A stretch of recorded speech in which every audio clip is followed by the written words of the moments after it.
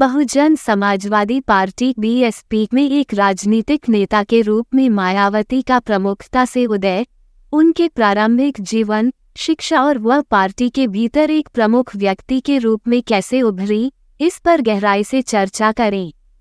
Bahujan Samajwadi party BSP में एक राजनीतिक नेता के रूप में मायावती की प्रमुखता में वृद्धि का श्रेय उनके प्रारंभिक जीवन के अनुभवों और शिक्षा को दिया जा सकता है, जिसने उन्हें आज एक मजबूत व्यक्ति के रूप में आकार दिया है।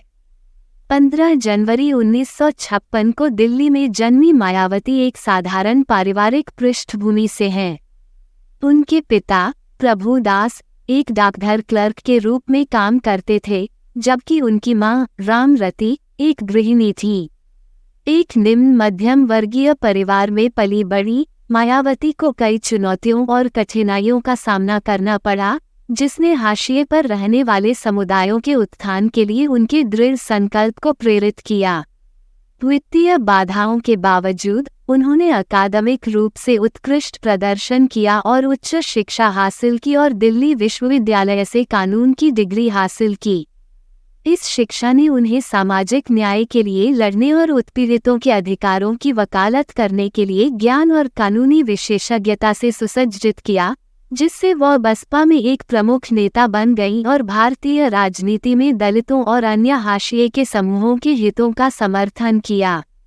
हाशिए पर मौजूद समुदायों के जीवन में बदलाव लाने के प्रति उनके समर्पण ने उन्हें कई जमीनी स्तर के संगठनों और पहलों की स्थापना करने के लिए प्रेरित किया, जिनका उद्देश्य उन लोगों को सशक्त बनाना था जिन्हें अक्सर समाज द्वारा नजरअंदाज कर दिया जाता था।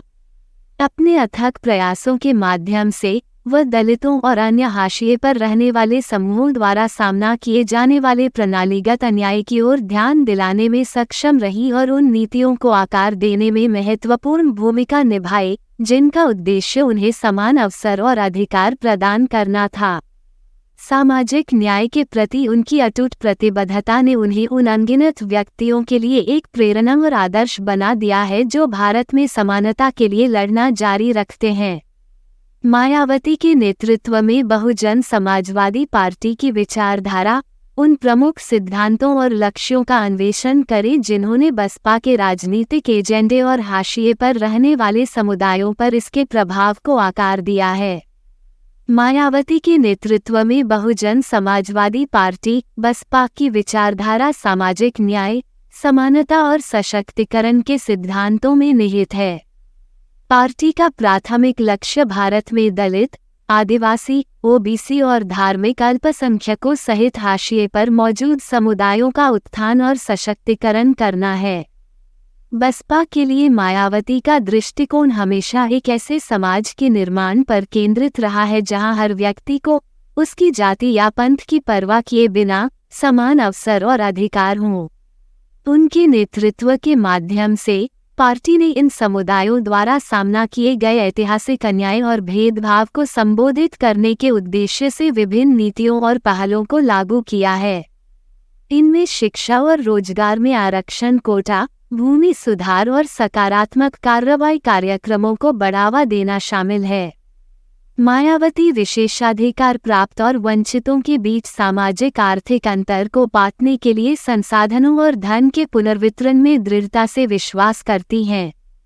उनके मार्गदर्शन में बसपा ने अधिक समावेशी और सामंजस्यपूर्ण समाज की दिशा में काम करते हुए जाति आधारित हिंसा और भेदभाव के खिलाफ भी सक्रिय रूप से अभियान चलाया है।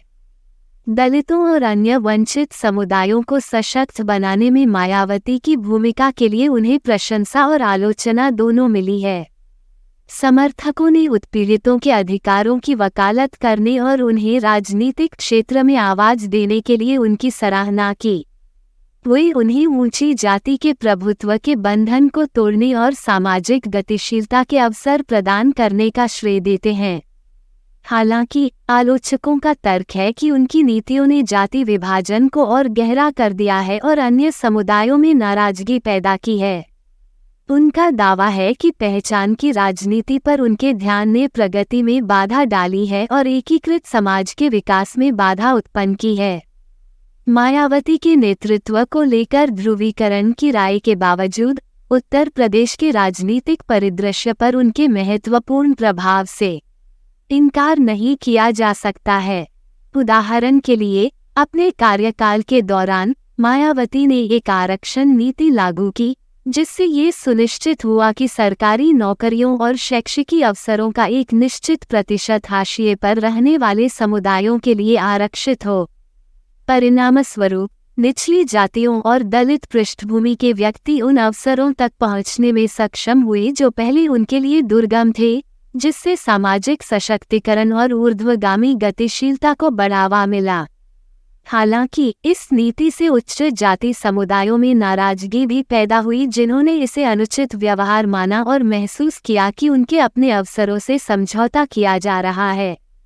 इस आक्रोश ने सामाजिक तनाव और जाति आधारित भेदभाव को बढ़ावा दिया है, जिससे समुदाय और भी विभाजित हो गए हैं।